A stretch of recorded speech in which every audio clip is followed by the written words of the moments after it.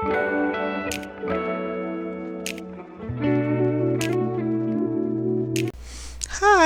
Today I will be discussing 6 cozy games that I have played in 2024. We will be going from January to September, and since there are a lot of games, we will be doing one video at a time. I suggest you watch the videos or the parts of the video that is interesting for you and to skip the games that aren't interesting for you. So, how I will be doing reviews is first I will be doing a summary of the game so you can see if that's what you're interested in. We can do the platforms that you can find the game on. We'll be doing tags such as adventure or RPG. We'll be doing the time spent for most people for playing the game. We will be doing the price point, and then we will do the price per time, so whether or not it's worth it based on the price. And then we'll be doing pros and cons, so 3 pros and 3 cons, unless I can't think of any more. And then finally, I will be giving my power rating out of 10. So we can get started now. So the first game that I will be discussing today is the first game I played in January 2024. It is called Mail Time. It is a relaxing cottagecore adventure set in a peaceful forest far, far away. It is your first day on the job as a newly minted mail scout. Equipped with a mushroom hat, letters, and unbridled enthusiasm, it is time to deliver letters and packages across Grumblewood Grove. So the platforms that you can play it on is PlayStation, Nintendo Switch, and Microsoft Windows on Steam. I played it on PC personally, and the tags that I think best represent the game are open world, story rich, platformer, 3D, and exploration. The time is 2 hours for playing the whole story and 3 hours for getting all the achievements. The price is in Canadian $25.99, and the price per time is $13 per hour, which you will find is very, very expensive for the hour rating.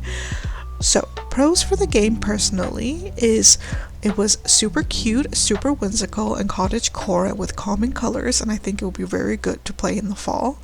It has super whimsical dialogue, interesting characters, and really nice character customization. The backpacks and the hats that you can wear are adorable. And the third is that there is no timing, so you can take your time to do anything, and there's no fall damage. And the cons are the 3D platforming might be hard for some people, and 3D could make you dizzy, so some people could just be dizzy playing it. So the second con is that it is really short, and the game ends kind of abruptly, so it does give you a warning that it's going to end, but if you want to do everything, it just ends all of a sudden, and you have to start the game all over again. So you have to make sure that you do everything before it ends. And the third is that there is no map, no mini-map whatsoever, so if you're someone that gets very confused, you will get very confused in this game. So, my kitty rating out of 10 is 8 out of 10. There were some things wrong with it, but overall I thought it was adorable and there weren't any glitches, so I had a really great time playing it. So the next one is kind of a weird one. It's called Farmland, and basically you are a farmer that is seeding the fields, harvesting them, raising your animal farm, and expanding your island to become one of the best farmers in this idle farming game. The platforms are on Switch and mobile. I played it on the Switch. The tags are management, farming, and casual, and I guess idle game. The time is unknown, but personally I think you can play it for up to 20 hours. The price is $6.49, but you can find it on a heavy discount most of the time, probably $1 or even less, and it gives a price of 30 cents per hour. The pros for me is that it's really mindless for just running around and getting endorphins. It's good for the TV if you want to watch TV or do something else while you're playing it. There are hundreds of skins to use that are cute. You also get a cat or dog that follows you if you'd like. And there are lots of satisfying noises and expansions of land. It is just a casual farming game. The cons is that the graphics are very basic. As you can see, the people are just little stick figures. It gets really repetitive after a while, and the last negative is that some of the upgrades take a very long time to unlock. And at the end, it gets a rating of 5 kitty paws out of 10. The next game is called Pizza Possum. It is a short and sweet arcade experience where your goal is to eat as much food as you can without getting caught. It is a mix of wholesome and mischievous, where you hide your way through the village alone or with a partner or a friend, using the items and bushes to hide around and hide from patrolling guard dogs. You get to the top of the village, eat the massive pizza, and steal the crown from the dog leader's head. So, the platforms you can play it on is PlayStation, Nintendo Switch, the PC, and Xbox. The tags are co-op, roguelite, top-down, cute, and colorful. The time is 2 hours or 4 hours from completionist. The price is $8.99 Canadian, and at the end it's $4.50 per hour of gameplay. The pros for me is that they were super adorable and addictive, so I just couldn't stop playing it over and over. There was a satisfying animation of eating food and running away from the dogs is really fun. And the third is that the unlockables change the game a lot, so it makes you want to keep playing and trying all of them. The cons is that the map is really small and they could have added more maps easily to continue the gameplay. There could have been more than just one single map to play in. It is not as fun to play alone and much more difficult because you can just keep dying and no one can revive you. And it is a short game that makes you finish it 3 times, so basically they just make you play the game 3 times to finish it. Even though there are the cons for me, at the end I gave it a rating of 10 kitty paws out of 10, and it is one of my favorite games this year. The next game is called Palworld. It had a lot of hype this year, so you may have heard of it. It is an open-world multiplayer game that blends elements of creature collecting, crafting, and survival. It is a vibrant and whimsical world where you can capture and befriend various creatures known as pals. These pals can then help you with farming, building, and battling against other creatures or players. There is adventure and resource management, and you can decorate your own bases with your friends or alone, and you can use your pals in combat and make it very strategic for you. The pals include farming, trading, and even more darker themes, such as using pals for labor in factories. The art style is colorful, but there are some weird aspects to it, such as the gun violence. The platforms is an Xbox One and Microsoft Windows. I played it on the PC myself. The tags include Creature Collector, Co-op, 3D, and Open World Survival Craft. The time is 68 hours or 83.5 to finish it, and the price is $38.99 Canadian at a total of 57 cents per hour. The pros for me is that it was super cute to collect the creatures, and there are shinies that are possible too, which enhances the gameplay. The 3D world was absolutely stunning to look at and explore, and I enjoyed looking at every single corner of it and finding little secrets.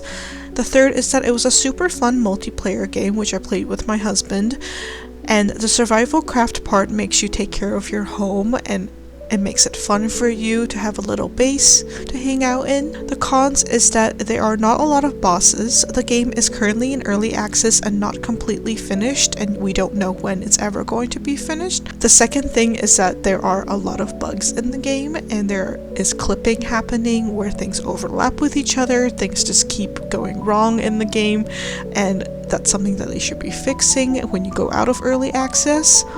The third thing is that if you don't like guns and the violence in it, there's also some slavery involved if you don't like stuff like that in your games. So it is not a fully cozy game, but you can make it a cozy experience for yourself. I gave it a final score of 7.5 kitty paws out of 10. The next game that I want to talk about is called Aka. It is an indie adventure game where you play as a red panda. The story starts with you getting out of war and wanting to do something relaxing at a new home. So you decide that you just want to go around and decorate your farm and do whatever you want in your life. So it is about exploration, storytelling, and has a beautiful hand-painted art style. It is a vibrant world filled with mystical landscapes and intriguing characters, and you puzzle solve, interact with the environment, and uncover secrets as you progress. The narrative is deeply woven into the gameplay and often touches on themes of personal growth and overcoming challenges. The platforms are the Nintendo Switch and Microsoft Windows on Steam. The tags are Life Sim, Farming Sim, Ghibli, Crafting, Open World, and Relaxing. The time it takes to finish it is 6.5 hours or 7 to fully complete it. The price is $5.07 at a total of 78 cents per hour of gameplay. The pros for me is that the art is absolutely gorgeous, as you can see, and is very relaxing, which is the whole point of the game, because you just came out of war and all you want is a relaxing life. You get to meet interesting characters, and the story itself is very beautiful. The third is that you can do whatever you want in the game and relax for however long you want, such as sleeping on a capybara. There are also a couple of mini games that you can play that I found really enjoyable, such as a card game, and also you can play an instrument and you can try to get a completionist rank on that. The cons is that there is not much to do, making it a very short game. The second is that there are a lot of bugs and issues that haven't been solved, even though the game has come out for quite some time now, so it feels unfinished. And the third is that there's not a lot of guidance about what to do next, and you're probably going to have to find a guide online to tell you what to do. This was all really unfortunate because I love the graphics of the game. I really wanted to enjoy myself. At the end, I gave it a score of 5 kitty paws out of 10. The next and final game that I'm talking about today is called Lord Winklebottom Investigates. It is the 1920s, and the world's foremost detective is about to embark on his most challenging case yet. A mysterious invitation to an isolated island results in a grisly murder and a race against time to track down the killer. Thankfully, in this world that's not quite like our own, there's nobody better to crack the case than detective and gentle giraffe, Lord Winklebottom. His steadfast companion, Dr. Frumple, and him go into the island and investigate the case. So, the platforms are Nintendo Switch, PlayStation 4, Xbox One, PC. I played it on the Switch. The tags are point and click, detective, story rich, and mystery. The length is 5.5 hours long or 6 hours for a completionist. The price is $21.57 Canadian, making it a total of $3.80 per hour. The pros for the game is that it has super funny dialogue and it is fully voice acted with fun British accents. The next is that it is quirky and interesting with a story that you will be hooked on and want to find out what happens, such as any other good mystery would be. The third is that it's a good length, it is not too short and not too long, it doesn't drag out. The cons is that it's not very intuitive. A lot of point and clicks are the same, so a lot of the time you have no idea what is supposed to happen next, and you will probably need a guide for the game. The next is that it's expensive for the time you get to play it, so $21 for only 5.5 hours of content is quite expensive. And the third is that it's very linear, so there's not much you can do other than follow the exact story they have planned out for you. At the end, I gave it a score of 8 kitty paws out of 10 because I just love point and click games and it had a really charming story, and I love when it's fully voice acted.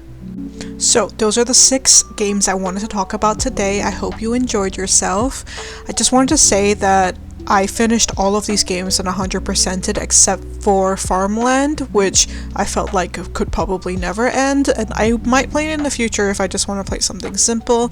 And another game that I didn't finish completely is Palworld because I caught up to wherever it was early access. I do want to eventually go back to it because clearly I enjoyed myself. And another thing that I wanted to mention is it is very clear that the dollar per hour doesn't really matter that much to me because clearly, even though it has a very high dollar range, I still rate it very well if the game is well done. It's not really about the specific money for me based on time spent. It's more about how I enjoyed myself overall and the overall experience of the game. You can also see that I very much enjoy finishing every single game, so it is rare for me not to finish a game completely. And I hope you enjoyed yourself. Please let me know what your thoughts are, if there's anything you want me to change about the structure, and I will try to do the next 6 games as quickly as I can. Thank you. Bye!